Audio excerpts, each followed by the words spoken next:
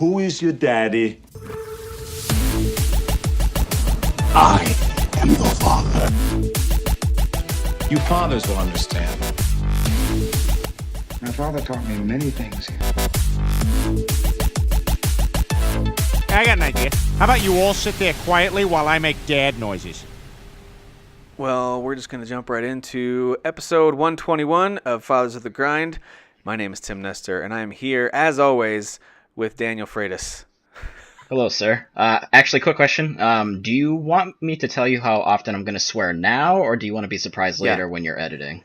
Tell you what, actually, just to make it fun, let's make a over/under prediction now. Okay, sure. And then That sounds fun. We'll see how it goes. I'm going to go with, I think you control yourself pretty well on our show when times you've been on here, so I'm going to say 5. That's very generous, Tim. That's very generous. I appreciate that. You have high hopes for me, and I acknowledge and appreciate that.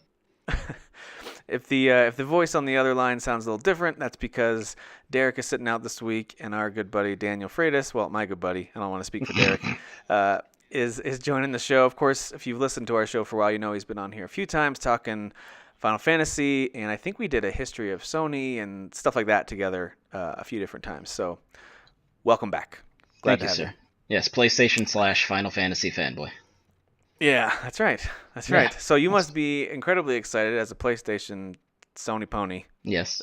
Because this coming week will be the release of apparently the greatest game ever created.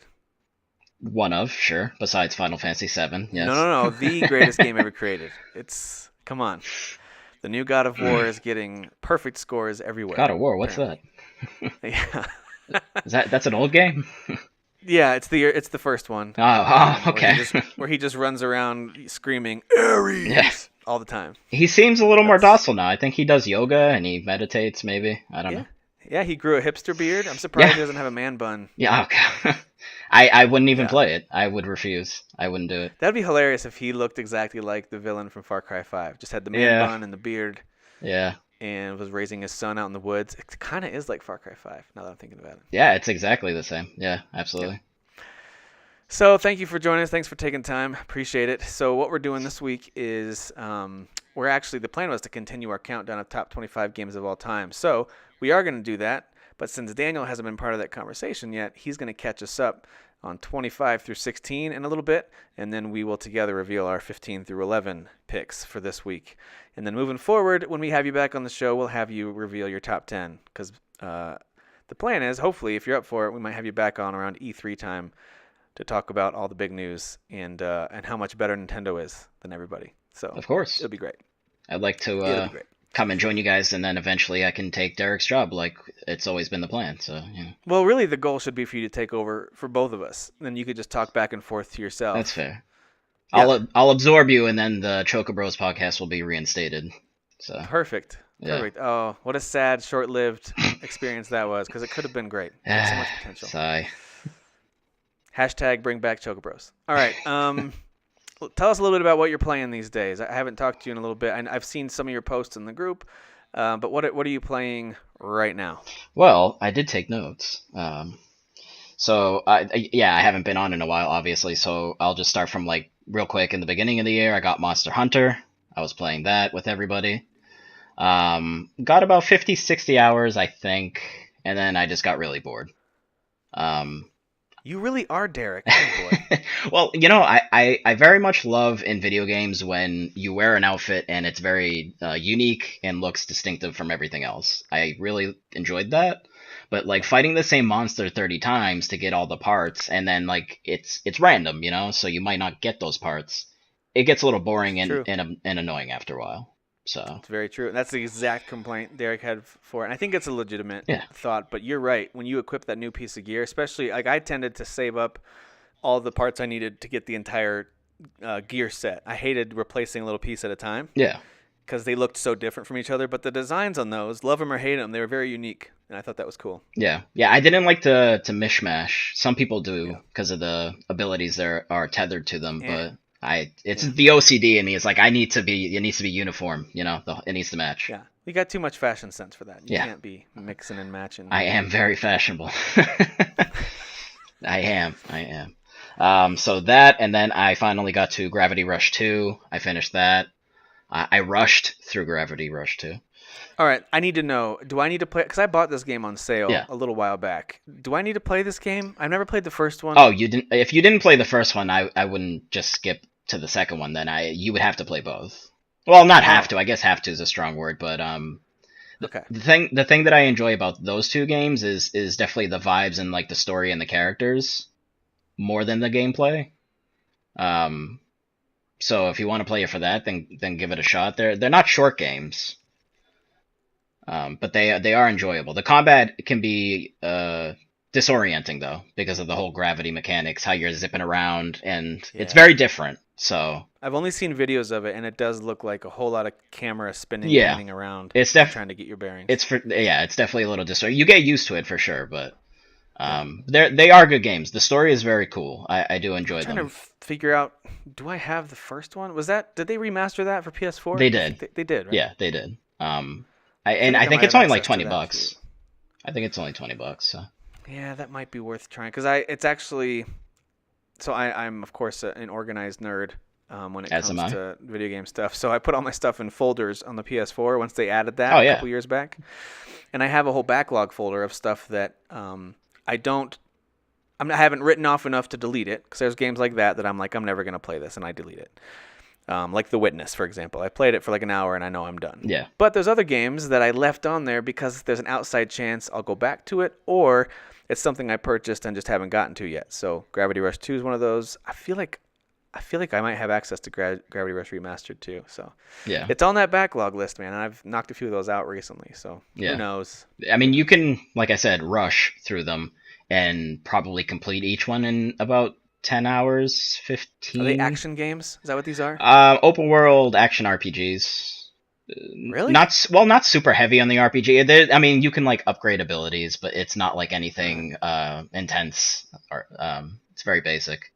Honestly, I do love both of the games, but I feel like they would have worked better as animes.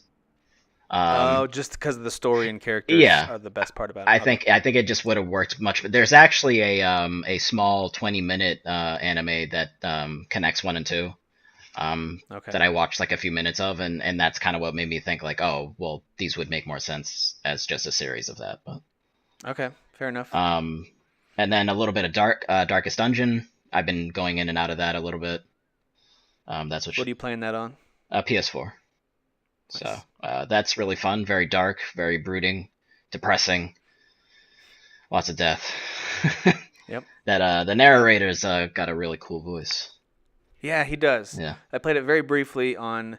I think they gave it away for free on PS4, but I didn't really play it there. But I did get it on the Switch because it seemed like a perfect game on the go. And I've heard the touchscreen controls actually make it quite easy to navigate menus. I haven't tried that, so I don't know. Yeah. But it is one that I'm highly interested in playing, and yeah, it's got a very distinct style to it, which is cool. Yeah, there's a lot of moving parts and a lot of like mechanics and things. So like I played it for like about a week, and then I forget what I started playing, and then I kind of forgot some of the mechanics when I went back in. But then like I played for a couple hours and I remembered again. So I've been kind of popping in and out of it. So.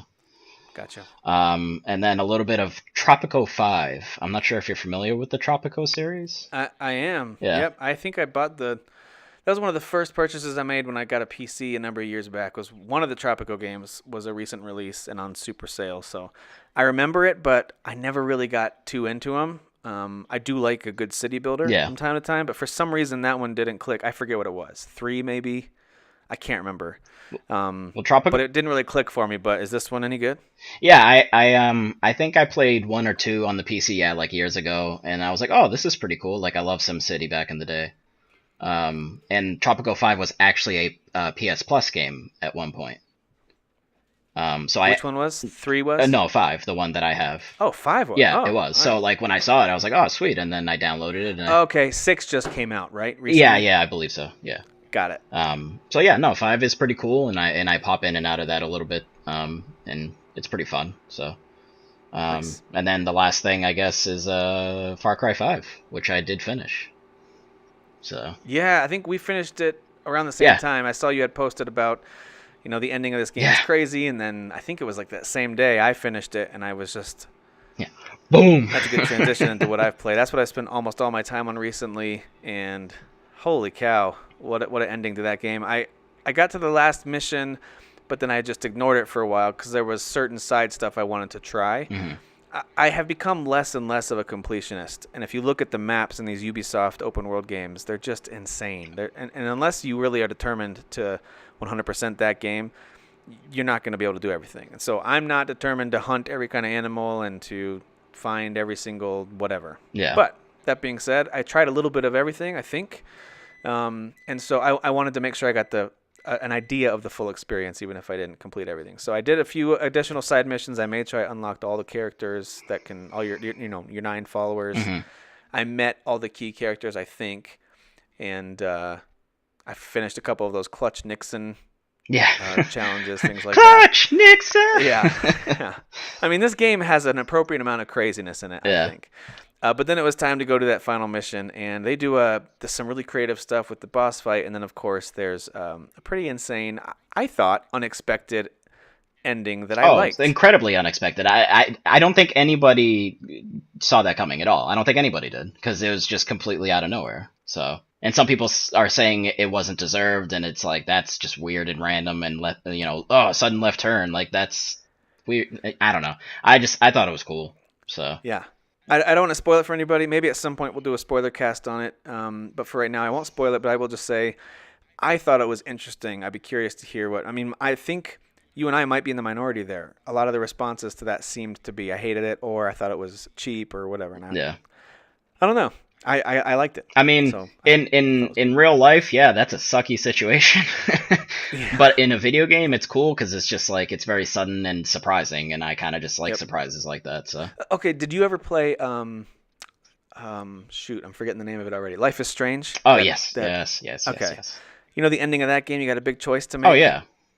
Potential small spoilers here, but you can choose between an individual that you love and are close friends with, or essentially the whole town, and you can pick one way or the other. And I tried it both ways. I went back and kind of redid the decision both ways, and it's kind of interesting no matter which way you go. Yeah. And it's a sad ending either way. That game's ending like still has stuck with me till this day. Like I know Jesse really likes Life is Strange also. Yeah. And that's still something that I think about like every so often. I just think about the ending. I'm like, oh my god, like that's just not great finish to that game. Yeah. Absolutely. And the one I picked the individual over the town. Yeah. Just in the heat of the moment, I tried to just make the decision off the cuff. Yeah. And I don't know that that's the choice I'd make in real life, but that's the choice I made as a character in that game. And that to me is how the game ended, and it was pretty stunning. I thought it was pretty crazy the way it ended up. Same thing with Far Cry 5. You kind of get a choice to make there too. And maybe at some point I'll go back and experience what that choice is. Also, as Derek and I talked about, I believe at the beginning of the game that you can essentially just sit there and do nothing. Yeah. And the game will close up right there too. The bonus ending in the beginning of the game. Yeah. It's like early. Of course, then you don't get to experience the game at all. Yeah. It's just kind of for chuckles. This is one way the narrative could go, but please go back and play the real thing. Yeah. type of a moment. But anyway. Oh, did you try the arcade at all? I played a little bit of that this past week. I was messing around with it. I played a couple hours. It's a little obtuse. The controls are a little wonky. Like I'm thinking it should do one thing and it's not doing it. For the creator? The creator, yeah. Oh, I'm sorry. Did you mean the creator specifically or playing people? Well, either way. Okay. So I first I jumped in. I just played some of the pre-built levels. Okay. And I thought those were fun. They're essentially take down outposts or assassinate certain characters, and you have a time limit, whatever it is. Yeah. And so I think that is interesting. It's an interesting way to introduce challenges to replay the parts of the game that you like. So if you really dig taking down outposts, just jump into the arcade and you can just do outpost after outpost, basically. Yeah. If that's your favorite part. And then you can pick your different loadouts and all that kind of stuff. But of course, there is a level creator as well, which I tried not even close to an hour. I think I tried it for like 10 minutes. And I was like, I'm not doing this. This is not. I mean, there's an insane amount of potential there, especially with them adding assets from like. I mean, they're adding like the Watch Dogs is in there, and Far Cry Primal, and Assassin's Creed. Like that's I just didn't even play long enough to see any of that stuff. I tried moving a few things around, adding some stuff, and I was like, I have no.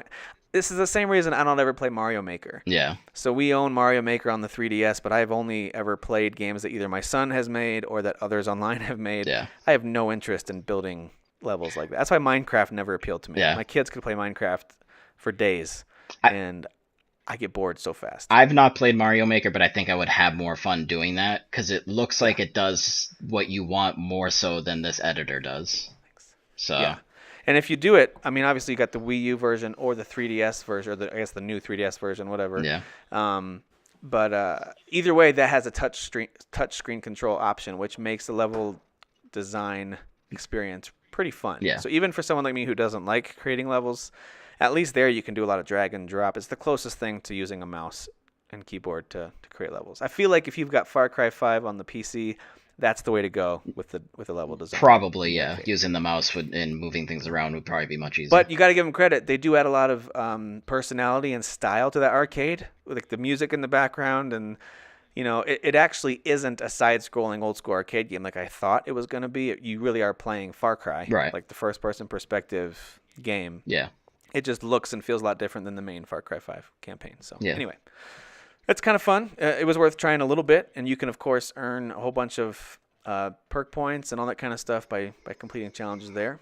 So if you're still playing Far Cry 5 and haven't played the arcade yet, I recommend giving it a shot. It is a nice way to kind of take a break from the main world there and just play a little bit of stuff on the side. Yeah. So I like that part. Yeah. But and if I'm with you. I thought the ending was great.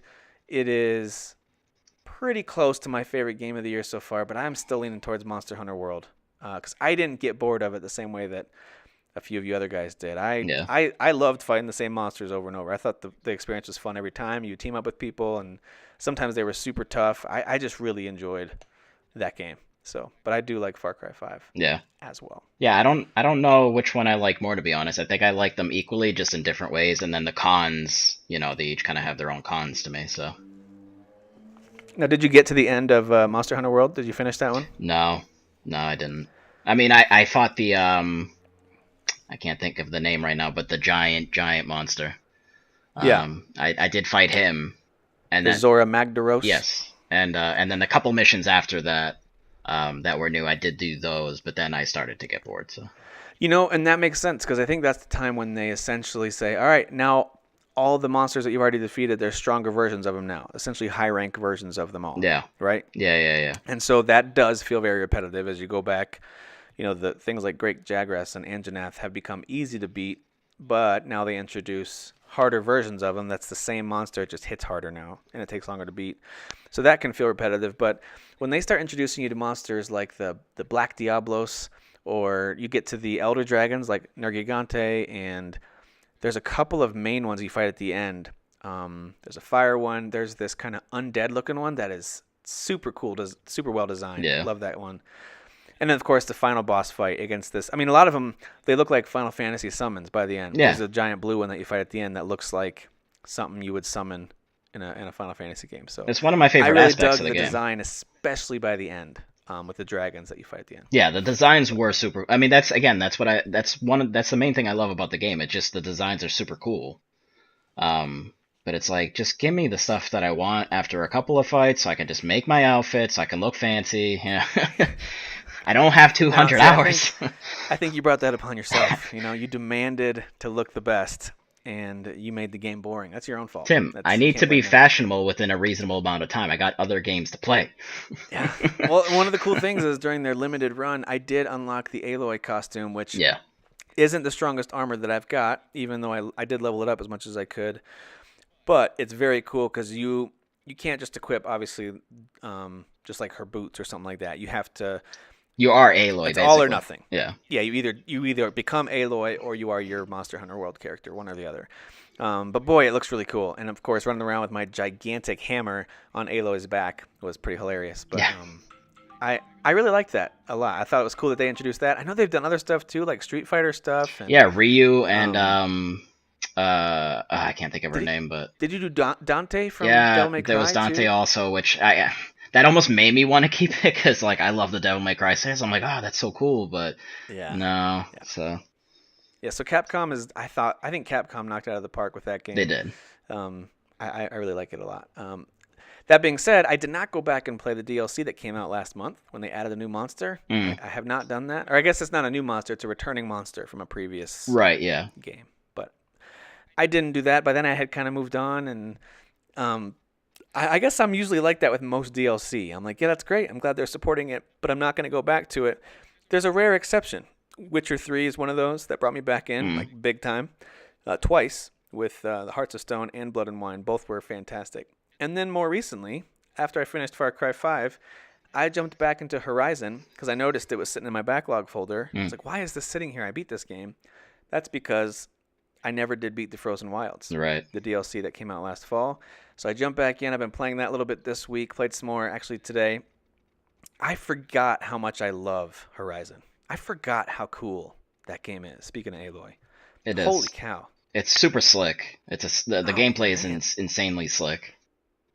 What a good game. Yeah. Like I forgot how much I loved it. That's why it finished so high in my final Game of the Year rankings. It's so good. I think if I revisit those rankings, it might actually hop over. I think something like Xenoblade Chronicles 2 was ahead of it, but that was, I think that got the benefit of being played more recently and currently during those rankings. I think, a little more objectively, Horizon would have finished a little bit higher. But anyway, all that to say, I am loving it. The Frozen Wilds is a really cool DLC pack. There's a whole new area that's opened up. I've already taken down a few more difficult robot dinosaurs, whatever they're called. Robo-dinos, yes. The robo-dinos. It's got a pretty interesting little side story that you're trying to track down, some explanations for. Nothing super earth-shattering. Is it? But it's enough. It's more than just a side quest series of quests. There's a whole bunch of stuff there. And there's a decent area that's opened up on the map that now you can get additional side quests. You meet new characters. You get there's a new weapon type that I just got recently. Yeah. So it's pretty fun. Does it take I place recommend the Frozen after Wilds. the ending, or is it like during the game? It's after it because there's some key moments in the story of Frozen Wilds. They talk about the liberation, Ah, okay. All right. which is the ending of the first game. Okay. So I don't know if someone were to have never played Horizon, I don't know if they can just go and immediately start the DLC. I'm pretty sure you have to beat the main game, but I could be wrong. Yeah. Because there's an NPC you have to talk to near the main city. So when I loaded the game up, he was just right there to talk to because I've already beaten the game. Yeah. So I think that's the case. So yeah, it's very good. I highly recommend it. If you are a Horizon fan, then there is no reason to skip this. It is really good. I'm sure there's a sale on it. If not now, then at some point. So go check that out. Indubitably. Horizon is good. Indubitably. Indubitably, yes. Astute. All right, a couple pieces of news here before we wax eloquent about games that we love, because our opinions are very important for you all to hear. Obviously. GTA 5. This is crazy news. I read about this week that Grand Theft Auto 5 is the most profitable entertainment product of all time. Take That's that, more Call of than Duty. any movie, any TV show, any musical album, any entertainment product created. Grand Theft Auto 5 is the most profitable of all of them. Well, you know why, right? Because of online. Yeah, exactly. Yeah. Yeah. $6 billion made. Yeah. $6 billion. The thing about online is that it is the kind of game that you have, if I remember correctly, you have access to that just by buying GTA 5, correct? Yeah. Yeah, it's just there, but the thing is the microtransactions. You can buy, what is it, the shark money or whatever? Because I always see it on the that PlayStation thing costs Store. like $100. Yeah, there's the different increments of it, and it's like you can buy the game plus like whatever amount of GTA money for like $120. I'm like, good lord, Yeah. and people do it. Yep. So Dude, I only tried GTA Online the fall after it released when it was just in shambles. Yeah. It was just a hot mess. It didn't run well, no. The servers were unstable. Everyone got kicked out. It took forever to get into a game, and it was unstable when it ran. Heists and things like that weren't added in yet. You literally were just running around. So I encountered a few other players, and we shot at each other and whatever. I was like, why do people like this? Yeah. Of course, now that thing has gotten an insane amount of support. There's stuff you can do in that game that I don't even know about. I won't even pretend to know about. Yeah. But it clearly is working because that game is thriving and making so much money. Yeah. I just scanned through the article briefly that I was reading, and one of the things it said, I think it was in Forbes, one of the things it said was it was comparing it to some of the other major movie franchises that usually you think of as being the most money generating, and a lot of them are in the 3 to 4 billion range total made. So I don't know how this is calculated. I don't know if it is leaving out certain key components that would have made something else more profitable, or if it's, I don't know. All I know is this: Rockstar can do whatever they want. Oh, yeah. From now on, Absolutely. they could just make that ping pong game sequel over like they've always wanted the to. ping pong game. I forgot they made that. Table It's like tennis it's so or whatever they random. called it. Yeah. Yeah. That game is insanely. I mean, you've played this game, right? Have you gone back to it after playing through GTA 5 like 5 years ago when it came out? I had I played and finished the actual story on PlayStation 3. And then eventually I just traded it in, and I actually just recently rebought it because it was on sale online, which it's often actually on sale for like half off. It's $30 pretty often, so I bought it again. I don't know if I'll play it, but I figured for $30 I'll just buy it again. But no, I haven't played it since I originally finished it. Yeah, no, neither have I. I've thought about it. Yeah. Because it was a really fun experience. That was almost 5 years ago. It's one of my favorite games, really of all time. Yeah. But it's my favorite from the series. I think they do the best job of Grand Theft Auto stuff of any of their games previously, as much as I love the previous ones. So I love it. I totally love it. I'm shocked that it made as much money as it did. It's weird. Month after month, it keeps hitting the NPD top 5 sometimes even, let alone top 10. It really does. So it's insane. It's really insane. Yeah. So anyway, so knowing that, let's take a guess. What year will we see Grand Theft Auto 6? Oh, I don't know. I was actually going to say it makes me more curious for Red Dead Redemption 2 and its online platform and what that's going to be about, to be honest with you. Because it's like, I don't know if it's going to translate the same, because it's like, what, am I going to buy a tent and customize my tent because you're in the Wild West? Like, it's not the same as buying like a cool mansion or whatever it is, a whole apartment up in a tower. So Look at my cowboy hat. yeah. So, but I mean, it's gonna have something like that because again, it prints money. So yeah. Well, and they had online with the first, or I guess the second Red Dead game, Red Dead Redemption. they did, and it was fun. It was fun. Yeah. It was mainly like a deathmatch style fun though, Yeah. from what I remember playing. So it remains to be seen if it's going to be a big open world where you and a bunch of other cowboys are out there. Boy, that sounds super not straight. But anyway, you're out there hanging out with a bunch of cowboys. And Brokeback Redemption. I don't know if it's going to be the same thing where this open, thriving world you can go and rob banks and go hunting or whatever. I don't know what that's going to be like. Or is it just going to be essentially, glorified deathmatch type stuff, and you can upgrade your characters' outfits or whatever. I have no clue. I think you're gonna. But they're gonna do something. I think you're gonna rob banks together, Tim, because that's the dream. That is the dream. And the trains too, banks and the train. I mean, like. Oh, you know what? The train heist. Yeah.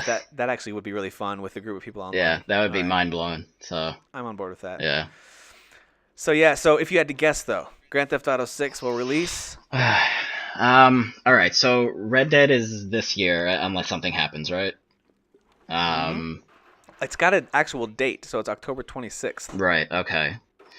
So I mean, it's such a big release that I believe Activision moved Call of Duty to October 12th on purpose. Yeah. I could be wrong, but I think that played a part in their choice to move the Call of Duty release date a month earlier than they've ever released, essentially. yeah, well, Call of Duty can suck it because they got nothing on Rockstar. Absolutely. I don't see. That's the thing. I don't know how many internal large teams they have. If it's just one huge team or if they have two. So it's tricky to say when 6 will come out because like it's not going to be in like 2 years. It might not even be in 4 years. So I would say 2022 to be honest with you. Okay.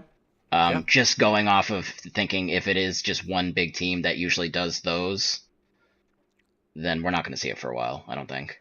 So Yeah, I'd be surprised if it's being actively developed. On the other hand, I fully expect that it is in the initial phases of creation, right? That there's at least some basic work being done, but I imagine most of the development efforts are finishing Red Dead 2 and supporting GTA Online. That's my guess. Yeah, absolutely.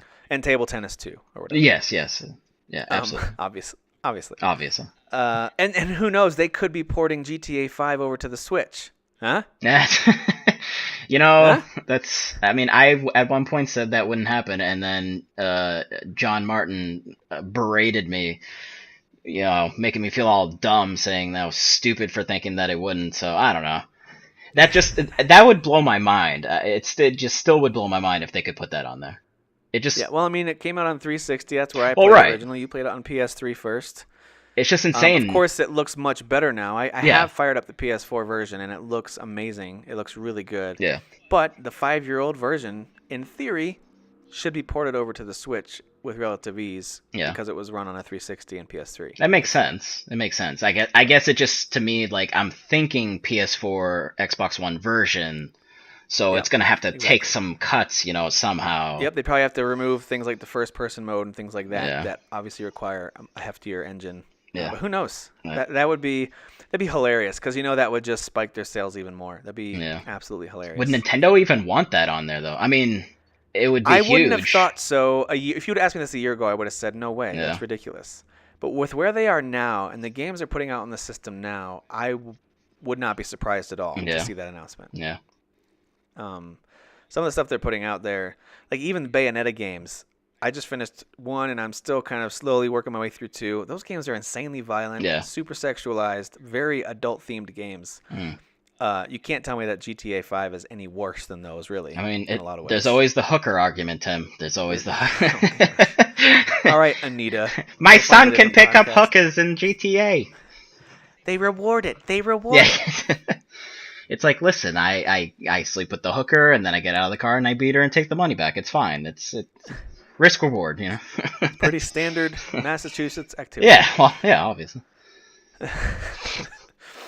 All right, so the other big piece of news from this week I wanted to highlight was that one of my favorite games of all time, Rocket League, now has tournaments added. I didn't even know this was happening. I haven't been paying attention to Rocket League news.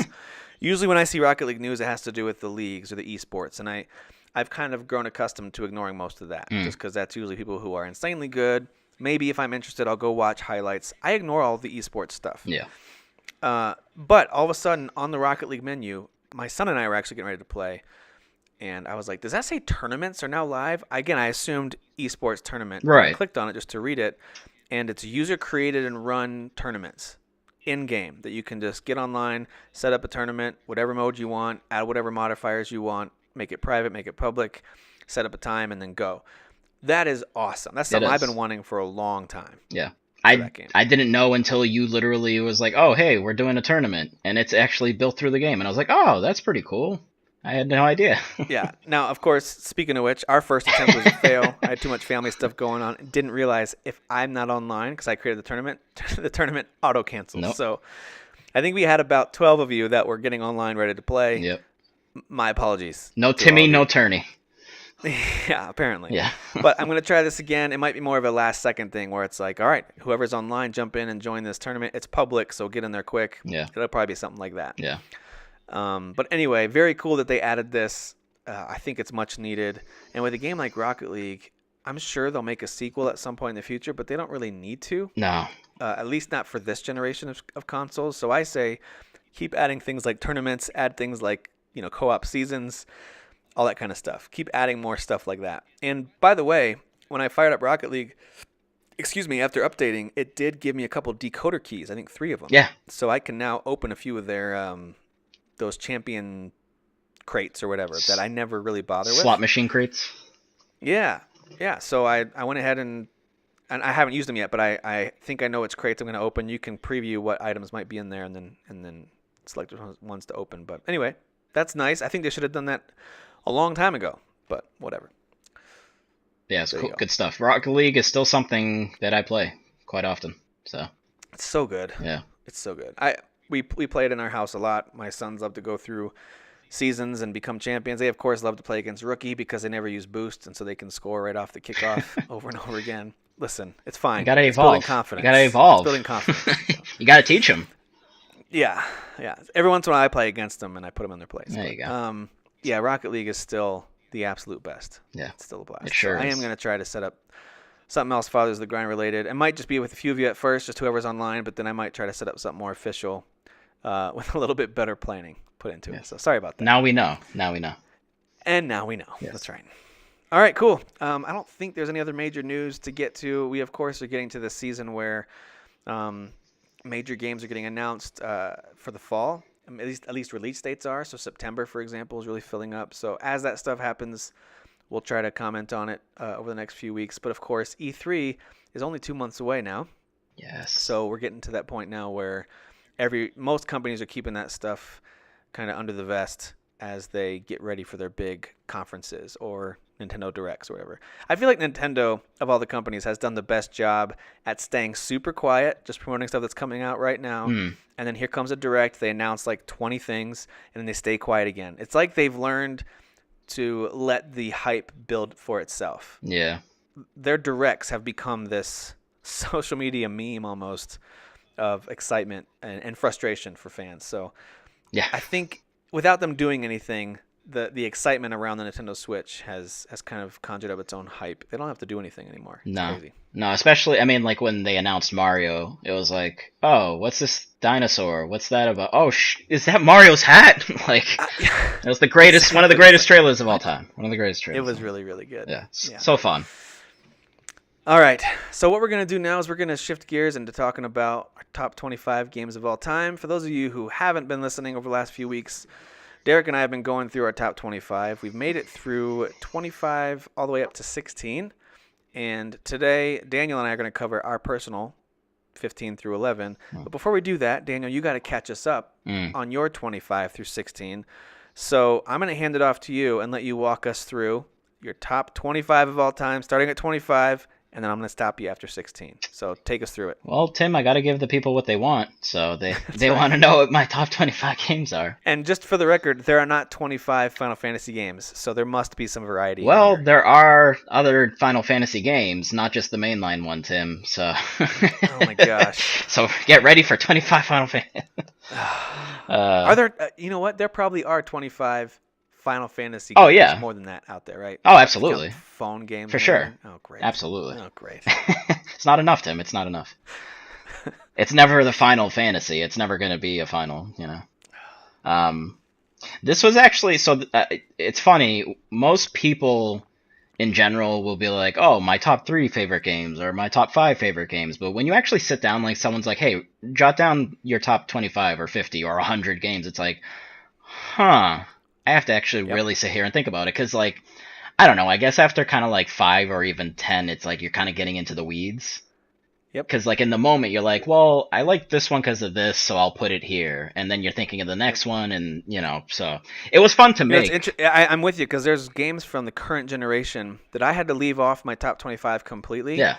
Because what I tried to do was, when it comes down to what goes where, you almost just have to go, okay, this game against this game, which one would I rank higher? And you just have to start doing it that way, and they fall into place. It takes a little while, but that's why stuff like Horizon, which I talked about, stuff like Uncharted, which out of all of them, I'm sorry, everybody, Uncharted 4 is my favorite. I'm sorry if I'm wrong. But the Uncharted series, none of those made my top 25. And it doesn't mean I don't like them. I love that series. Yeah. But they just got cut in favor of stuff that combination of nostalgia and personal preference just overtake it. Just in the moment, you're like, I like this one, I'm going to put it on the list. And you're just tweaking it, and then you make a list, and it is what it is, right? I mean, it could change in the future, but, you know. Yep. So actually, before I'm going to do 3 shout-outs, if that's okay. Not like some honorable mentions? Yes, honorable mentions, yes. God of War series, specifically 3. 3 is actually my favorite out of all of them. I think 3, almost like a precursor to the new one coming out. I think they did the best job of showing Kratos as a person, because in the first 2, he was predominantly just yelling, Ares, and just being angry. Whereas in the third one, they introduced that little girl, and you actually saw a side of him, you know, he's being very protective and kind of going along the story with her, and you saw some stuff you didn't see before.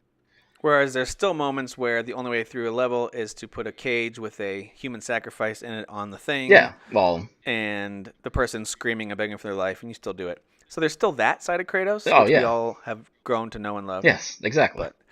But I agree with you. I think 3 is probably the best, and 3 remastered on the PS3. Yeah, gorgeous. Or PS4, whichever it is. PS4, yeah, very good.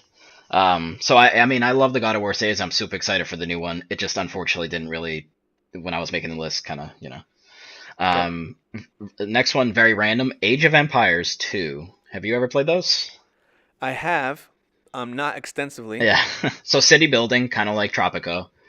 So I have a weird interest in those kind of games, and just something about that one specifically, I just, back in the day, downloaded it, played it, was super into it. I played a lot of Rise of Nations, which was I think similar but a little different. Yeah, that one I've never played, but I think it is similar. Yeah, it's just something kind of relaxing about building a little town into a city and then building an army and attacking neighboring cities. So, Yep. Do you ever play the Anno series, by the way? the what series? Anno. Anno, and they use Oh, every year like okay. Anno something, and they had one set in the future with kind of space and futuristic, but they also are oftentimes set back in like Spanish conquest type days. I'm familiar with them. I've never played them. Really fun. Yeah. A lot of it has to do with building your cities and getting enough resources to build ships and then go to new islands and take over. Okay. But if you'd like that, if you're into those types of games, Yeah. pretty much every Anno game that's come out has been entertaining. Yeah. So Yeah, I like those. Those are cool. And then the last one, the Devil May Cry series, but I'm going to be very divisive again. DMC, I think, is the best Devil May Cry game out of all of them. the So, alternate universe one, sure, yeah, if that's what they called it. I don't know if that's what it is. That's what it seems like. No, I think it was like a soft reboot that they had Ninja Theory do, and unfortunately it just didn't sell and people actually didn't like it. But I actually think it's the best one.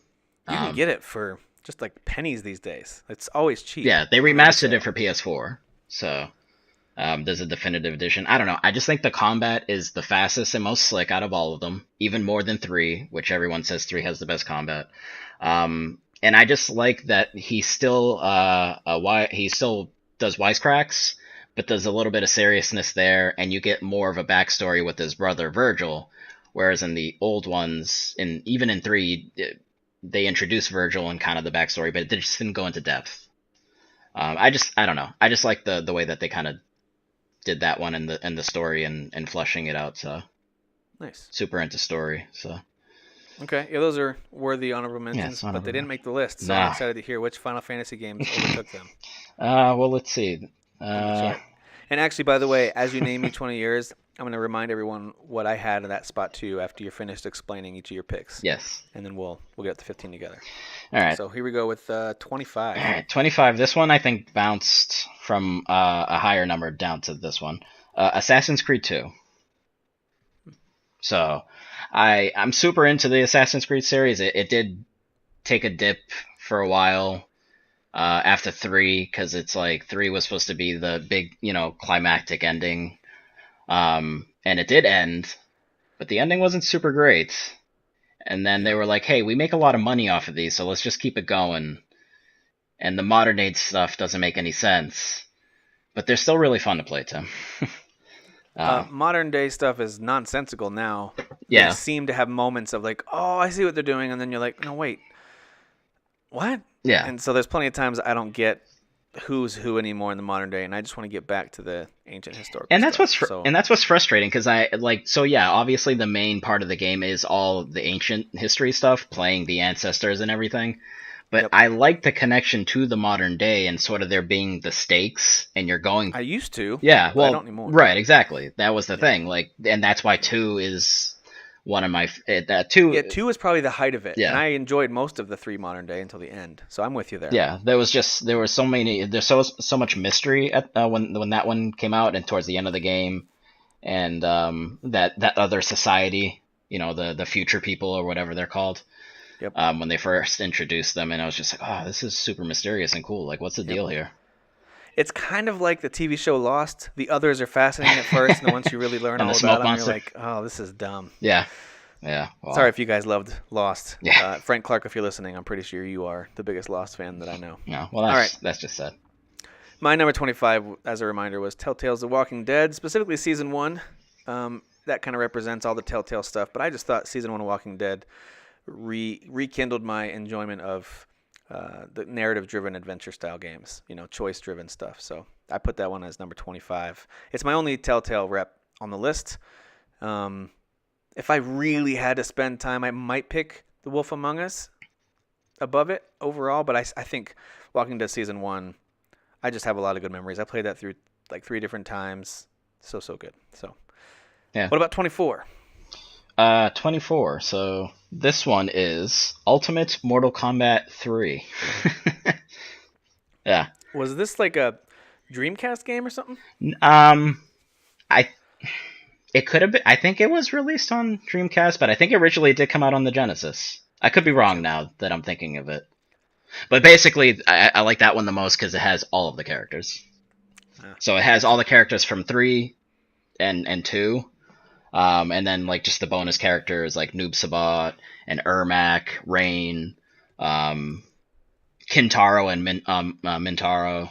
It had all of the characters, and when it comes to fighting games, like I think more characters the better because you have more to choose from and more variety. So As a casual Mortal Kombat fan, I always thought Smoke was the coolest. yes, I do love Smoke. Sub-Zero is my favorite, but Smoke is like probably second. Smoke was just a cool alternative to Scorpion, Sub-Zero. Yeah. And then there came Smoke. Yeah. I thought he was awesome. Yeah, Smoke's really cool. Plus, back then in the early 90s, smoking was still cool, right? So and good for you. they still... Yeah, and very good for you. Yeah. All right, for me, number 24 was Advance Wars. One of my favorite turn-based strategy series out there. I like those. So that was my number 24 pick. All right, 23. 23, going a little more old school. GoldenEye. Nice. Still the best first-person shooter of all time. I will not let anyone say otherwise. No, Tim, it's the best. It's the best. Do you remember those days of split screen and playing with your buddies and just yelling at each other? It was such a good time. Such a good Rocket time. launchers and proximity mines. Oh, yeah. Do you know the trick with the remote mines? Which one? Oh, where you put them on something and throw it at people? So, all right. So, in case nobody knows, I'm going to give you a little trick. With remote mines, if you know how, so you'd have to throw it. It would attach to like a wall or whatever. Yeah. And then you'd have to switch to the trigger, the little watch trigger. You don't have to do that. If you have the mines equipped and you throw them and you press A and B at the same time, they ignite. Oh, without switching. Yeah, Okay, exactly. So basically, I would do a game of just throwing remote mines at people and just immediately blowing it up in their face. I thought it was something where you put it on Oddjob's hat and you could throw his hat or whatever. Well, I mean, that'd be cool, but you could probably technically do that. But, yeah, I always found that That was enjoyable. always the rule, right? You can't use Jigsaw. I think it was Jigsaw. Well, Whatever the big Jigsaw giant is from Saw, right? So. Oh, what's the big giant dude's name? Because he was hard to kill, and you can't use Oddjob. He's too Jaws, small. right? No, well, that's the shark, but it wasn't. Wow, yeah, no, it's been that long. Apparently, I'm sitting here saying it's the best first-person shooter. I don't even remember. Definitely not Oddjob, though, right? No. I mean, that was always a rule. No, you can't use Oddjob. He's impossible to hit. No, he's a tiny little dude. Yeah. Yeah. All right. Not a bad pick. We won't talk about whether or not it's a good first-person shooter still. For me, go ahead. No, I was saying go back and play it and do the remote mine thing, and you'll have a blast. Trust me. Yeah, that might actually bring me back. Yeah. Although, boy, that controller Oh yeah. feels really weird now. Yeah, it's wonky. Feels It's really wonky. weird. It's wonky.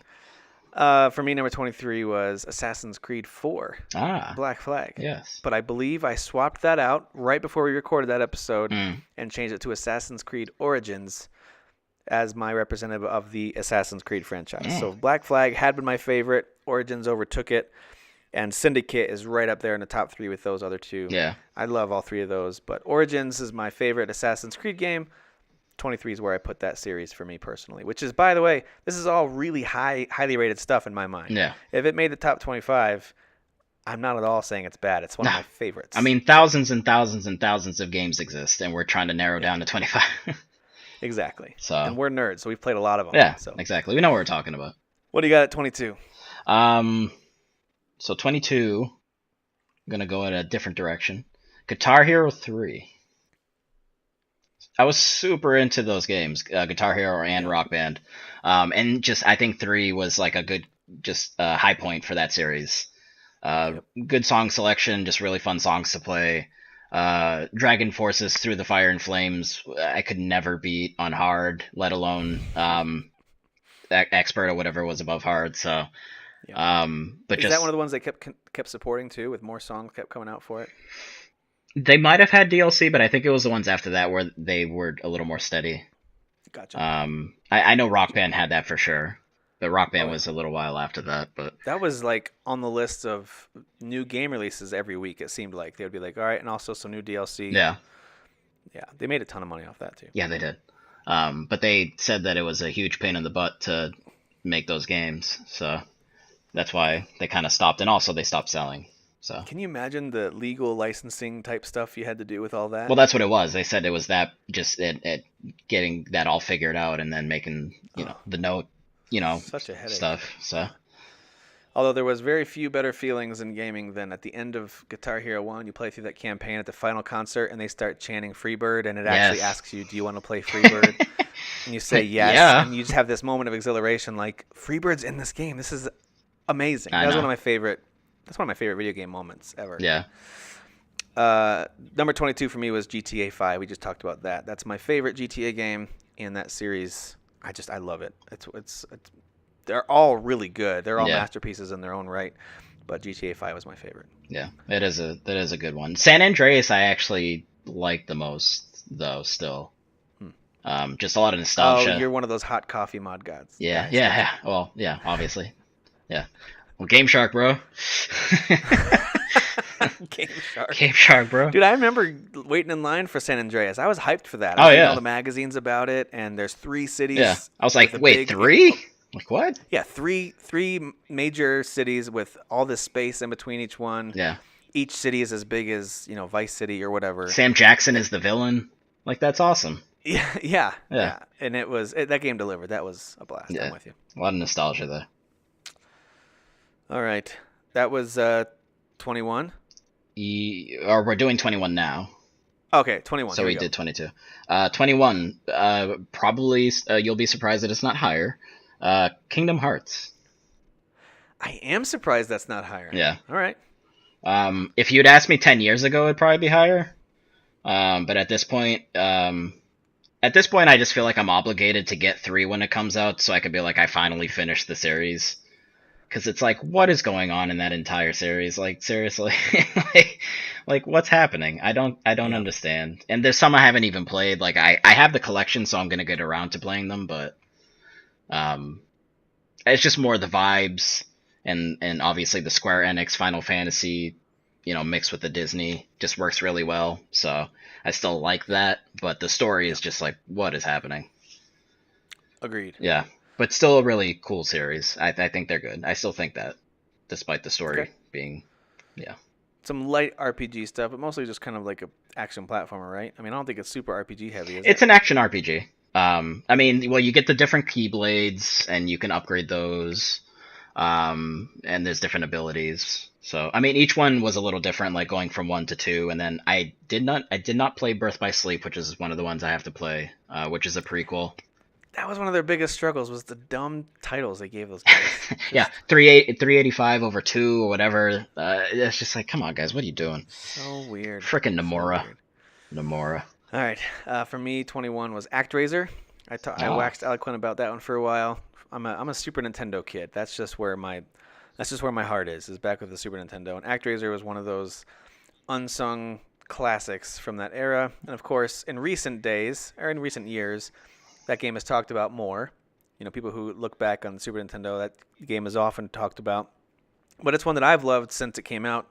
And my brother and I played it a ton. I really, really like ActRaiser. So Yeah. very unique. I won't talk much more about it, but very unique Super Nintendo game. Yeah, that was my 20. very weird the direction they went with 2.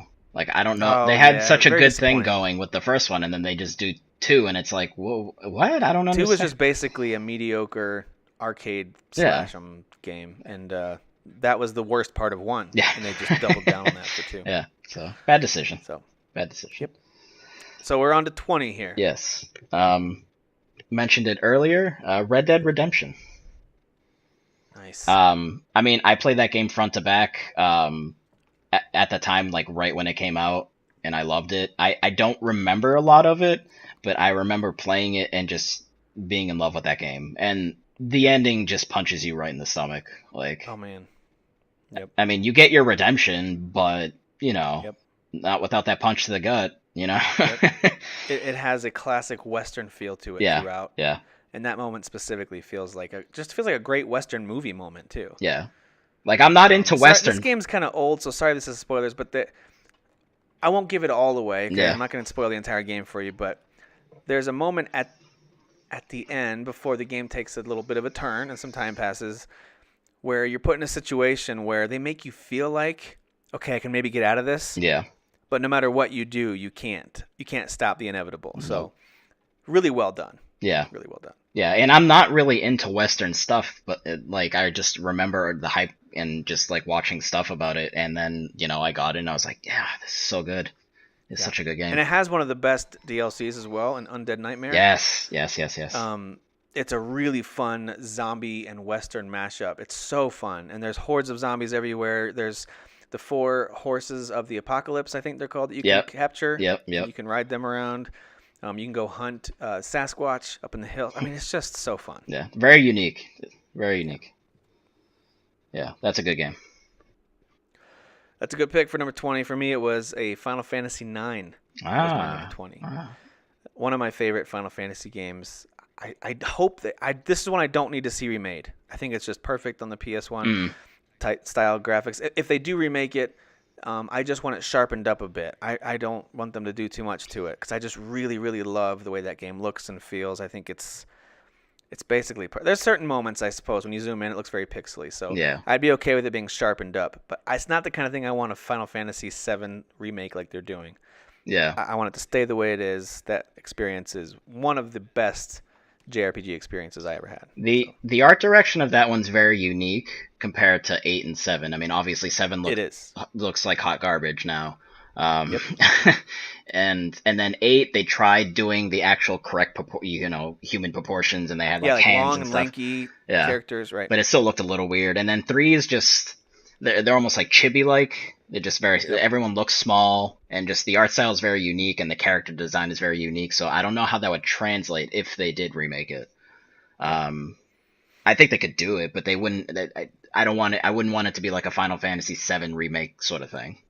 Exactly. So yeah, I think 9 has some of the best characters, some of the best combat and summons, a really great set of side missions and side stuff to do, and a really great story with a cool ending to it too as well. So I thought 9 was one of their best. So that was my number 20, and we're up to 19. Yeah. Funny that you dropped Final Fantasy before me, by the way. Yeah, I know. I was gonna say, how come you haven't said a Final? Well, that's because they're all in the top. Yeah. 1, 2, 3, 4, 5, 13. Yeah. All right, go ahead. Spoiler alert. 19. Witcher 3. Hey, it made the list. Nice. It did. Yeah. That's also with like Red Dead Redemption, just one of those games that I played front to back. I didn't stop to play anything else. I just played that game. It literally took me 2 months to do everything. It was an insane experience. That game is insane. Did you get to the DLC on that one? I didn't actually, no. And I want to get to it eventually. I'm just almost like afraid because of just like will I remember how to do anything? Is it gonna feel weird going right back in? So. Yep. Hearts of Stone feels like just more Witcher 3, which is great. Yeah. And it's a really cool story. Feels very much like a dark fairy tale. A lot of the best stuff from Witcher 3 is a really dark take on a fairy tale that feels familiar. Yeah.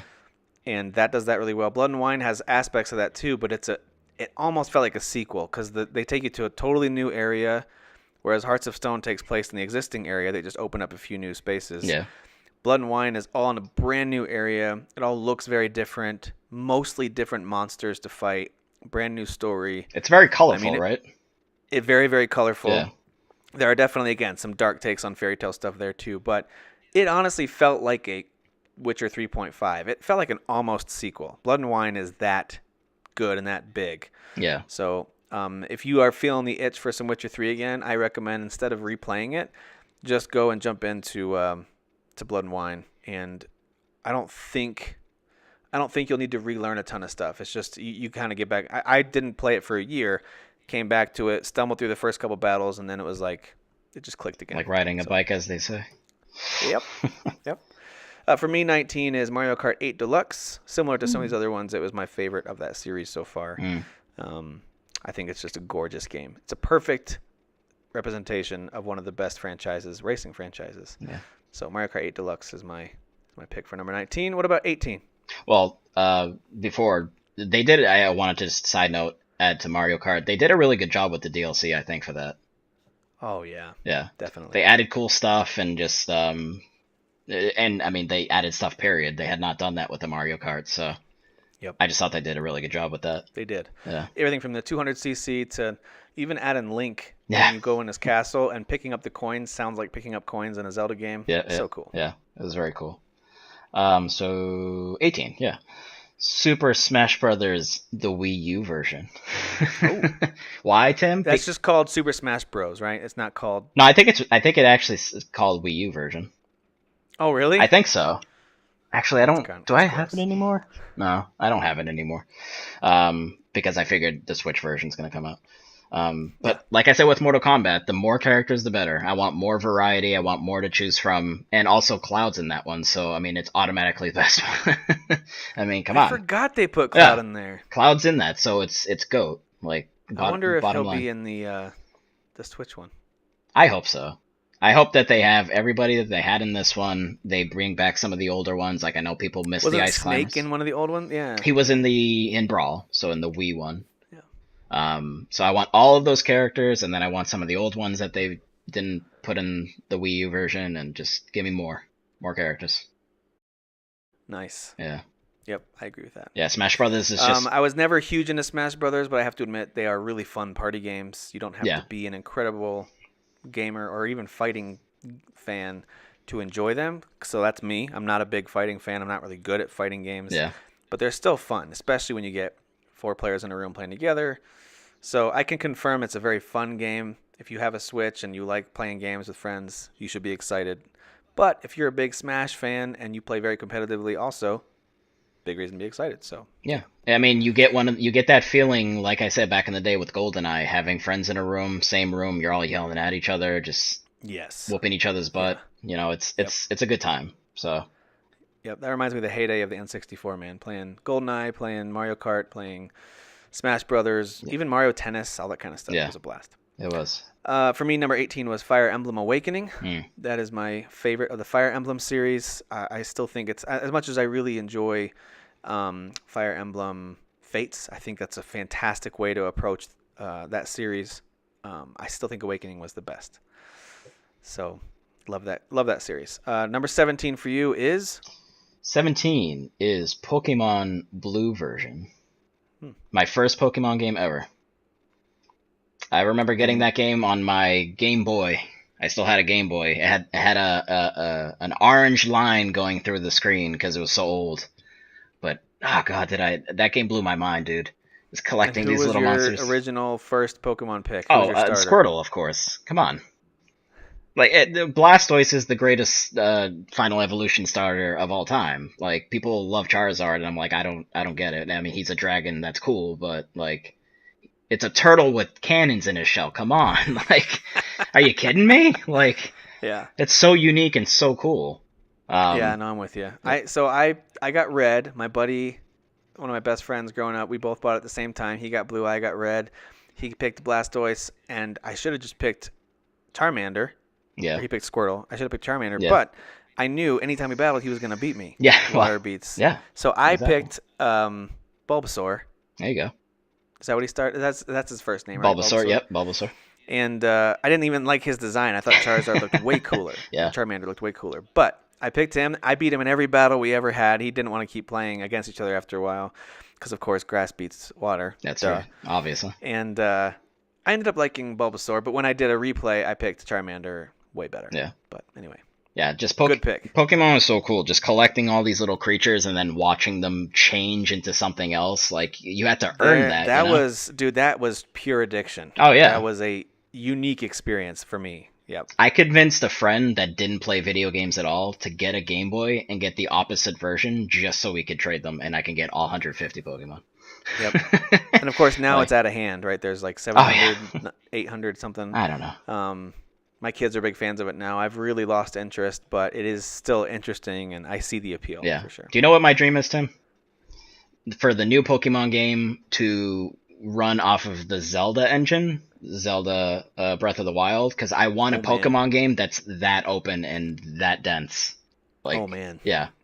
And I want them to reboot it. So, you know what? Just the 700, 900,000 whatever Pokemon gone.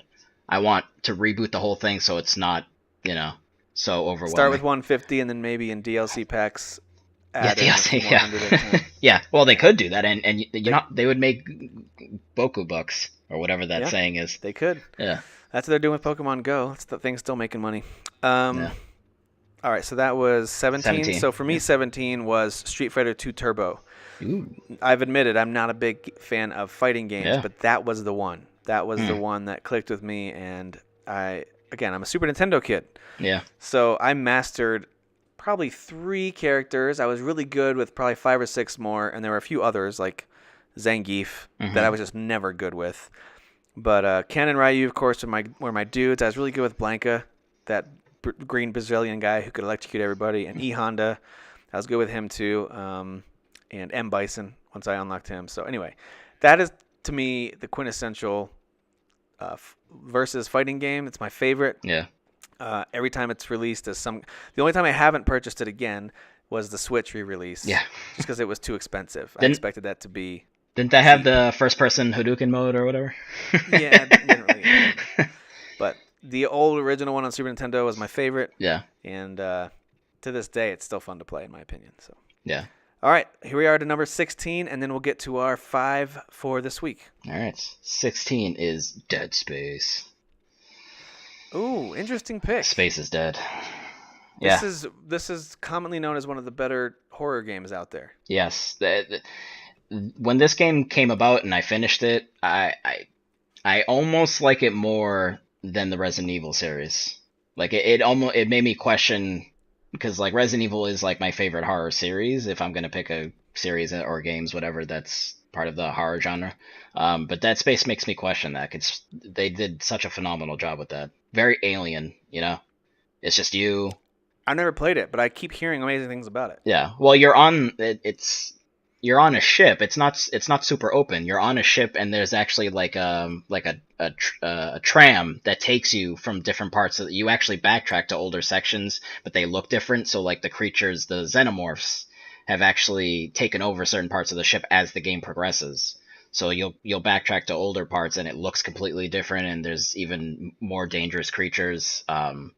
And it's terrifying. It's just terrifying. See, that's kind of cool. A lot of games, when you backtrack, it's almost boring because you feel such a sense of safety. Right. You can take a breath. You're going back to collect something. But Yes. It sounds like that is not the case. No, that's the thing, Tim. The parts that were safe before are no longer safe. Oh man. It's terrifying. Yeah, Yeah. you should work for the marketing team for this company. Yeah, It's pretty good. Dead Space was really good. Very, very For me, good. number 16 was the God of War series. If I really had to pick one of those, I'm with you. I think 3 is probably the best. But Yeah. I feel like 1, 2, and 3 are such similar experiences. Yes, they improve stuff and they add, additional weapons. But for the most part, the fighting system, the general storyline of revenge and redemption, it all kind of is together. Yeah. Which is why this new God of War game that's coming out intrigues me so much. It's definitely the start of something new. Yeah. With the Kratos story. Again, whether or not Kratos is always the quote unquote God of War hero, who knows? But for now, it's a very different take on that. So I feel like 1 through 3 plus the PSP spinoffs were pretty fun. I liked those. But I put the first God of War game here because nothing will compare in my mind in those games to that first experience on the boat when the multi-headed Hydra thing attacks you and you have to take. I think that's the first one. Yeah, it is. Yeah. That just blew my mind. It was very much a video game first for me to see something that cinematic and visually stunning and Violent. just blew me away. I do think 3 overall is the most complete game. It's got the fullest, like you said, fullest story and most built out combat system. But I love that. I do love that series, and I'm very much looking forward to the new God of War this Friday. Yeah, I can't wait. All right, so we are now on to number 15. So we're going to work our way up to number 11 for this week. And then in the weeks that follow, Derek and I will reveal our top 10. And then Daniel, next time you're on, you'll have to make sure you hang on to this list so you can share your top 10 with us. But for right now, we're going to wrap up the show with 15 through 11. So here we go with number 15. Give it to us, Daniel. 15 is Super Mario World. Have you said a Final Fantasy game yet? Actually, I'll give you a tease. I only chose 2 Final Fantasy games. Total? Yes. Top 25. Because the thing is, you know how I am about Final Fantasy. It's almost like a separate thing to me. Yeah. So and it would have just been boring to have like half of the list being Final Fantasies. So I kind of just told myself, pick 2 of them because they're really your 2 favorite fair games. enough. Now, so. you were on the show a while ago, probably about a year ago, when we did rank the Final Fantasy games. So you've done that for us before. Yeah, exactly. So I wanted to make the list at least interesting, and not just have it be all RPGs. So. Yeah, fair enough. All right, we'll talk about Super Mario World. Well, Super Mario World, I think it's, of those old school side-scrolling 2D ones, I think it's the best one. 3 is very close, and I love 3 so much, but I mean, they introduced Yoshi, and just all the different power-ups, and all the secrets are just so cool. There's so much you can do in that game, it's insane. It's just, it's the best Mario game of the old school ones, side-scrolling to me, so... Got an emotional storyline. It's got all of it. Yes. Yeah, very heart-wrenching. Yeah. Yeah. Excellent pick. Yeah. Super Mario World is, and I'll talk about that actually in a little bit. Ooh. Spoiler. Spoiler. All right, number 15 for me is Hitman 2: Silent Assassin. I'm a big fan of the Hitman series. Interesting. But this one, of all of them, will always hold a special place in my heart. I do think the newest version of Hitman is probably the best take on it. It's modern, it's really gorgeous, it's really fun. There's so many different paths to take. But Hitman 2, so Hitman, the first one, was interesting concept, mediocre delivery. Okay. Very much like Assassin's Creed. And I totally understand why you picked Assassin's Creed 2 earlier in your list, because it took a good idea and a couple misfires and really perfected a lot of it. That's what Hitman 2 did. Everything from even being able to do a slight jog while you're in, sneak and crouch mode, little things like that. Being able to sneak up more effectively on enemies, to use the Garrote wire to take them out, that kind of stuff. So I think Hitman 2, not only did the gameplay improve vastly over the first one, but it has a really cool story.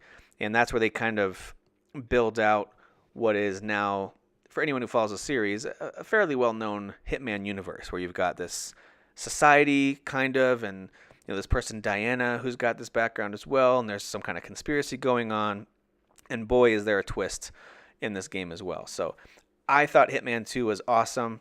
I still think it's really fun. I've gone back and played it actually within the last probably 7 or 8 years. Sure, it's dated visually, but very cool story still. Yeah. And I love it. That's one of my favorite games of all time. Yeah, Hitman's cool. 15. Yeah. And 2 is one of the best ones. So, all right, number 14. 14. Donkey Kong Country 3.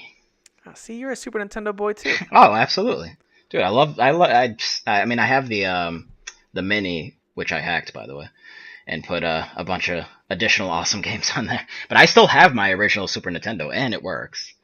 So yeah, I loved my Super Nintendo, and Donkey Kong Country. I was just super into that series. A lot of people like 2, I think, the most. But I like, with those older games, just the secrets, unlocking things. Like, you're just playing the game, and then this new thing pops up. You're like, what is this? Like, you're building up currencies to unlock new areas and do all these things, and, like, that had the most out of all of them. Mm-hmm. Like, you could beat the game, but then there's the bonus area, which then you're actually beating the game. And they added, like, this sort of overworld where you got vehicles to traverse to each new sort of map area. And then as you went on, you get a boat, and then a faster boat that lets you go over waterfalls, and then the next vehicle after that, I think, was like a helicopter, which then brought you up to this other area. Like, it was just, there's a lot going on there, and I just thought it was really cool. So nice. Yeah. Is that the one where they introduced Dixie Kong, right? Dixie was introduced in the second one, and then is it Kitty Kong? The big baby. Oh, the little baby. Yeah, or he's a little hefty, but the baby's hilarious. Yeah. He's wearing like a onesie. He's this giant. That's right. He's got like his feet don't fill out the legs. Yeah, so his no, they feet don't. are floppy. Dude, Rare, when they made those games, they were so good at the little touches on the animations and the design that just made everything endearing. Yeah, they did such a good job with those games. Those games still look really good. Like, yep. The art direction of those are really good. And the music, I still think the music, that's one of those series that didn't quite make my list, but I still love it. The music in that series, especially when you go underwater and stuff, so memorable. Yeah. Really, really good stuff. Yeah. Cool. Good pick. I like that one at number 14. For me, number 14 is The Legend of Zelda: A Link to the Past. Ooh. We'll continue the Super Nintendo love here. Mm. I think A Link to the Past, A Link to the Past and Final Fantasy VI, better known as 3 in the U.S. during that time, they both had these moments, and a lot of games did it since then, but they had these world-changing moments like halfway through the game. Yeah. Totally, or even less than that in Link to the Past case. Totally flips the game on its head, and you realize you're not even close to the end. When you feel like you just beat the game and it's a little disappointingly short, nope, it's got a ton left to it. They're just kind of changing the way the whole world operates. And I loved that about it. It also, it took what was great about the original Zelda and made it a million times better. Exploration was great. The graphics on it were so stylized, and the art direction was so smart that even today it looks great. If you were to fire it up on your Super Nintendo now, it still looks great. And I actually own it on my new 3DS now too. I've played it every once in a while just for fun. My kids have played it a little bit too. Holds up great. It's amazing. It's got a good story, but most importantly, it's a blast to play. Yeah. So one of my favorite games of all time. I've beaten it several times. One of the reasons that I went from being a kid who liked playing video games sometimes to being a complete addict, that game was partly to blame. It's the best 2D Zelda, like hands down. I totally agree. Yeah. I totally agree. It's the best one for sure. All right, we're up to number 13 now. All right. Elder Scrolls Skyrim. Nerd. I think nerd.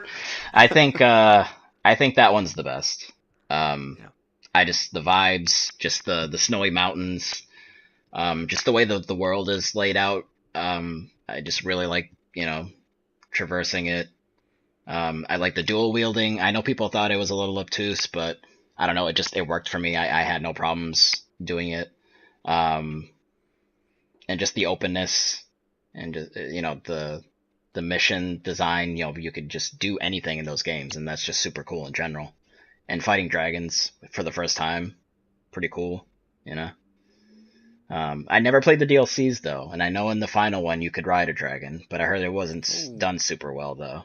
So, I think the controls were a little wonky, but I super super love that game. I have the remastered on PS4, and I did start playing it back in November, but then I think I grabbed Assassin's Creed and I had to play that. So. Ooh. Yeah. So from what I remember of the little time I spent with Skyrim, the combat wasn't really my favorite. That's the main reason why I stopped playing it. Yeah. But I played it for enough time to appreciate what it did for open world games. This game came out 7 years ago, and open world games had gone from GTA 3 really set the standard with those, and then they kept. I feel like every once in a while a new franchise would come out to up the ante with what open world games could be, and Skyrim, of course, implemented things that games today are still trying to measure up to. So they did some amazing stuff. Of course, the idea of anything you can see, you can go to and experience, that in and of itself is noteworthy. But that is pretty cool. But other than that, the combat was never really my thing, but I know this game is well loved. Did you play it on PC with all the mods to make it look pretty and all that? No, I'm not a PC nerd. I am a nerd, just not a PC nerd. You're not a master race nerd. No. No, I had it on PS3, and then, like I said, I did buy the remaster on PS4, so I do obviously want to go back into it and just play it again. I have the platinum on the PS3 version, so nice. Yeah, it's a great game. All right, well, my number 13 is the best side-scrolling Mario game of all time, Super Mario World. I agree with you 100%. It is the best side-scrolling Mario game. Not the best overall Mario game, in my opinion, but the best side-scrolling Mario game. And this is one of those ones that, of course, came with the system. I mean, yes, it's crazy to me that game, a masterpiece, came with the system. That's nuts. Question: Did you buy the system with Mario World or with All Stars that had Super Mario World in it? We bought it with Mario World. Okay. Because I got the one that had Mario All Stars, but it also had Mario World in it. No, we got Mario All Stars much later. So as a separate cartridge. But this one came with it, of course. We bought the Super Nintendo, came with Mario World. We also got Final Fight. I want to say it was the first Final Fight, and then Bubsy. Those were the games that we got. You must have been excited they just remade that or whatever. Oh man, Bubsy was just bad. Back in the day when it's the only thing you have to play after you've exhausted Mario World, then you play it. But anyway, Super Mario World is one of the best. I mean, it's just platforming perfection. You don't appreciate how perfect the jumping and movement Oh, and yeah. puzzles and platforming feels And until just you play a bad one. And there's so many bad ones out there. and the feeling of with the cape and just kind of getting that right momentum of Oh, just yeah. the boom, boom, you Yep. know, it's just Yep. awesome. And then when you realize if you find the power block or the button to turn all the red blocks from just dotted lines to solid, and Yep. boom, you open up a whole bunch of new areas to go. And Yep. if you find the key in the ghost mansion and exit a certain way, Mhm. you open up a brand new path, and all those little moments The secrets, Tim. were just so cool. So let alone beating Bowser, of course, floating around in his like little happy face clown ship. Yeah. Even outside of those moments where you beat the game, finding the secrets and getting to Star Road, I mean, those things were just so epic for me back in the day. And I played that game for years, even after I eventually got a PS1 and got an N64. And even after I got a PS2, that Super Nintendo was still there, and Mario World was always close by. Oh, yeah. So one of my favorite platformers of all time. It's one of the few games I could get my wife to sit down and play, too, because she loves that game, too. There you go. That's cute. Yeah, isn't it? That's Yeah, cute. we're adorable. Yeah. All right, number 12. Number 12. So the best 3D Mario game, Super Mario 64. It is indeed the best 3D Mario game. A lot of nostalgia there. First N64 game I ever got. Just I don't know. That game's just awesome. Just climbing up to that mountain in that first world there and fighting the Bomb King. Yep. And just I mean, obviously compared to now, I think the Mario games do play better now. Like they're more accurate and it just feels smooth. But just like at the time, the controls were super cool, and just like just it being open like that was just mind blowing. Like the first 3D Mario game. Did you buy N64 when it launched? I don't think so. I honestly don't remember. But I know I had it, and then like a couple days. So I actually had the system, I think, for a few days before I even had a game. Nice. Yeah, and then my mom did buy Mario 64 for me. And there was nothing you could do, because people forget that back then you didn't turn on the system and have a menu screen and cycle through settings. Like that didn't exist. Or demos, you know? Yeah, you either had a game or you didn't. Yeah, you know? exactly. I remember getting the N64 pretty close to launch, if not at launch. But I know we got Mario 64 and Wave Race 64 right out of the gate. Wave Race, of course, was stunning visually back then. But Mario 64, we had played plenty of platforming games. I had even tried out.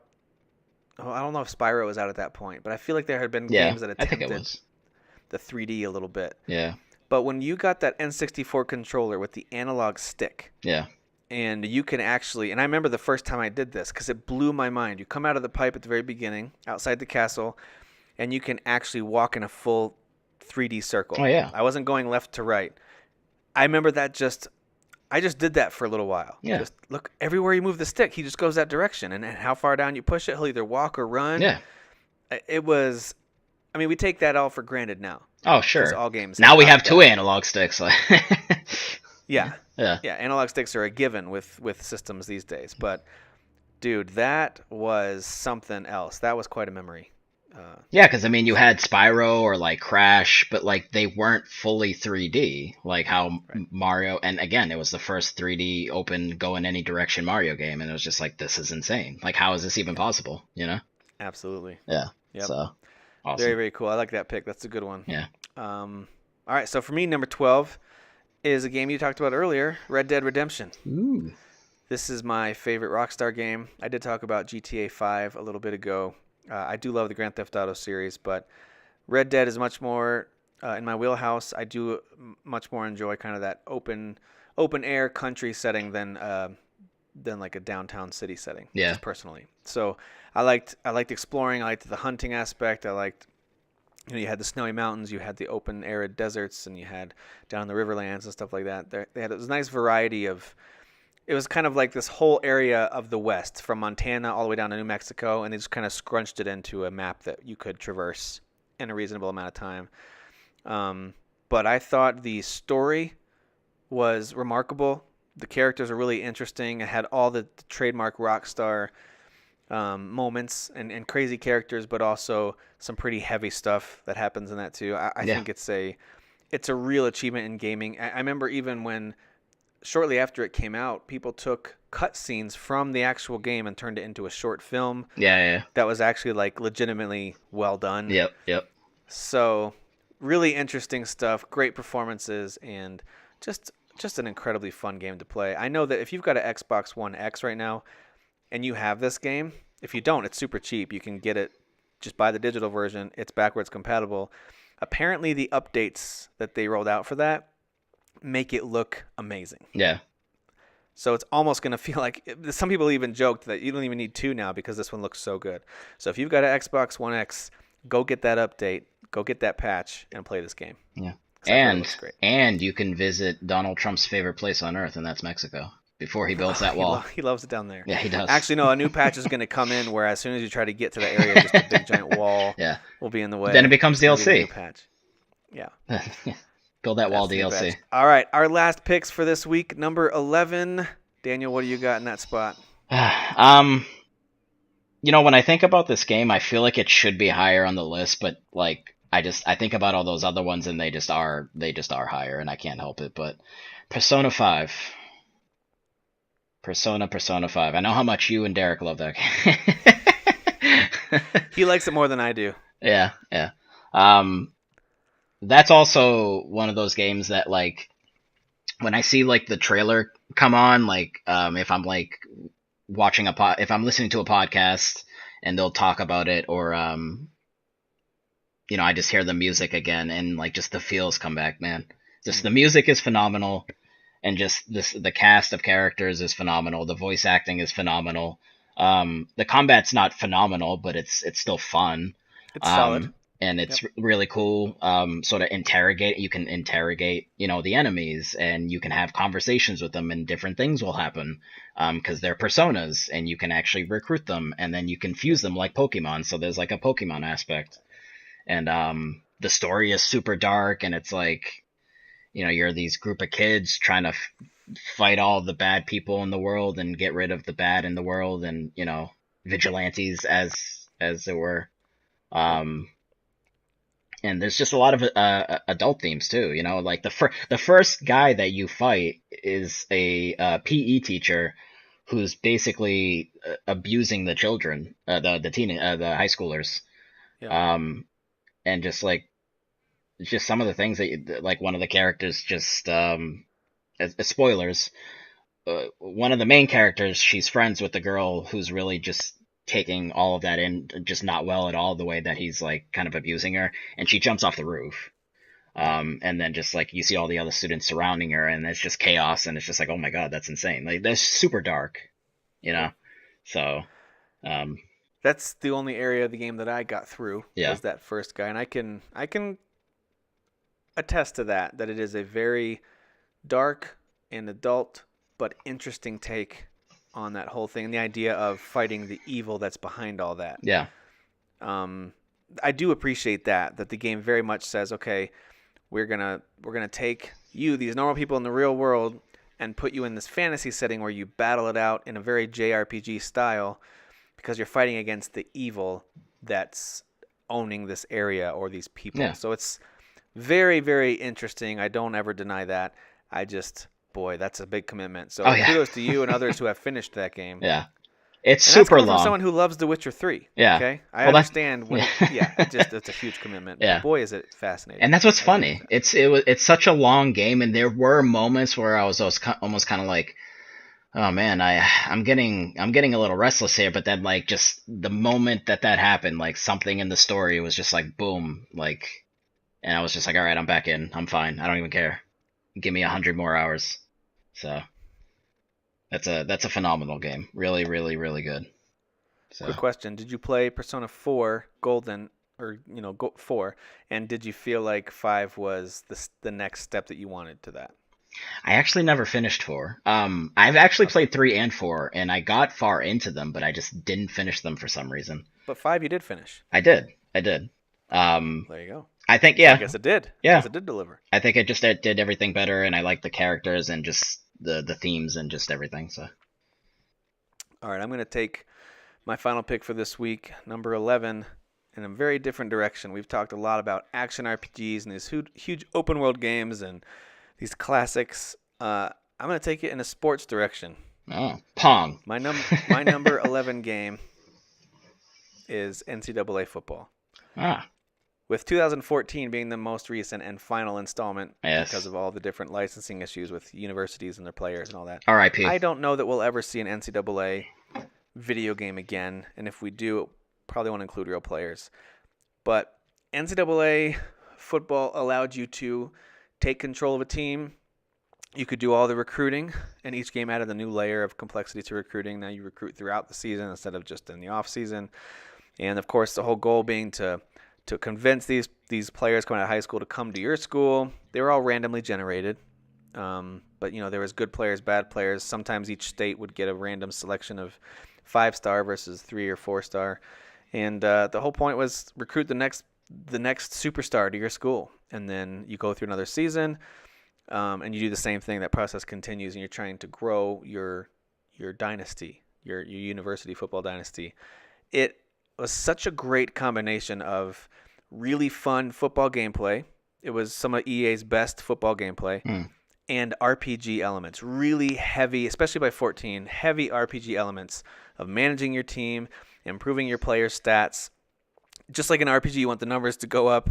And then, of course, trying to recruit players was a little bit of luck, but also just some skill in managing who goes where, who do you recruit, what kind of points do you put into getting this player to come to your team. So if you've got an Xbox 360 or PS3, go get a copy of NCAA 14. It's very easy to get online. Just go on Reddit. You'll be able to find this pretty easily.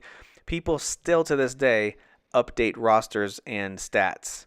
And you can just go download the file, throw it onto your system using just a little thumb drive or something like that, and then you just upload it. And then I've done that almost every year. That's interesting. Is because 14 still plays just fine. Yeah. And it has all the fun recruiting stuff, but you can get all the players and stats updated. That way you can keep playing with players that you follow every Saturday. So that's one of my favorite games of all time. It just doesn't get old to me. I love the NCAA series. So what is specifically the issue with the licensing? Like, because I know that was a thing and they stopped making them, but they just don't want to pay all the actual college Yeah, it players? had to do with players having their likenesses used. Okay.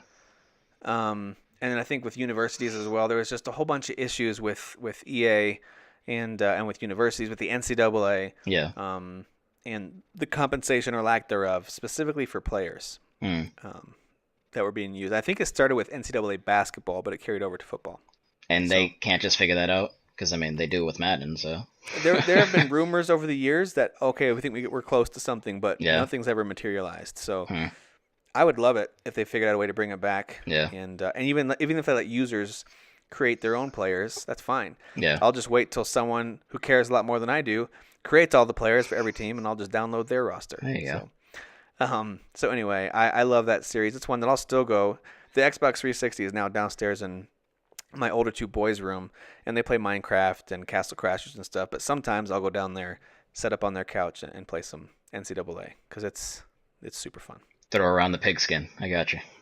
Yeah. I know you love it when we talk sports. Yes, so. I do love sports. All the sports.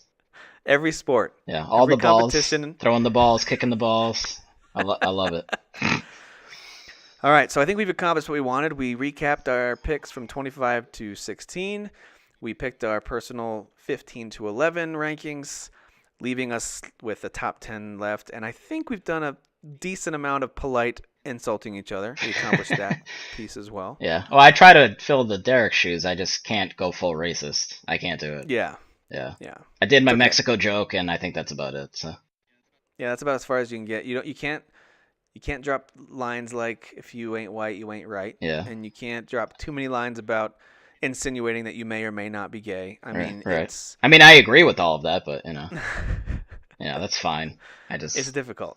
They're not easy shoes to fill. Also, if I say like we're gay for each other, then Derek's just gonna want to fight me, and it's just... he gets very. I can confirm he gets very, very jealous. It'd be the most flamboyant fight ever. So, let's just not even go there. Let's just not even do it. You guys had a chance to fight. You were down in Florida a couple months ago. Yeah. It's so much warmer down there. It's like It's gonna be like 30 something degrees tomorrow. It's April, for God's sake. So what the hell is going on? I hate we this just got a place. bunch of snow here yesterday in Well, Colorado. I mean, I guess that's worse. So I'm sorry, but yeah, it's all right. It's very mild here. Yeah. Colorado is actually a pretty fantastic place to live. Having lived in Chicago, and then deep in the Midwest and Ohio, having lived in upstate New York and eastern Pennsylvania, as well as in Maryland, I can confirm so far of all those places, Colorado is by far the best. Yeah, But I've never lived down south where it's humid and there's mosquitoes all the time, so maybe that's better. I don't know. I like the warm weather. I mean, obviously, if I lived down there constantly, there would be certain aspects that I'd be like, this is kind of obnoxious. But I don't know. I just hate the cold, dude. I can't. If you stand like warm weather and don't want all the retirees and all the humidity, then try out a place like Arizona.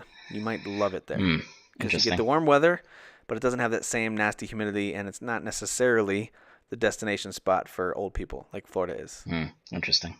Yeah, try out. Go take a visit over to Arizona. I will do research. All right. Well, that does it for this week. Daniel, thanks for joining me tonight. I know it's getting kind of late for you over there, so I appreciate you spending the time. And we will definitely catch up with you again to get your top 10 games of all time. So thanks for walking us through the first 15. Thank you, sir. All right. We'll catch you guys next week. All right, peace. Who is your daddy? I am the father. You fathers will understand. My father taught me many things. I got an idea. How about you all sit there quietly while I make dad noises?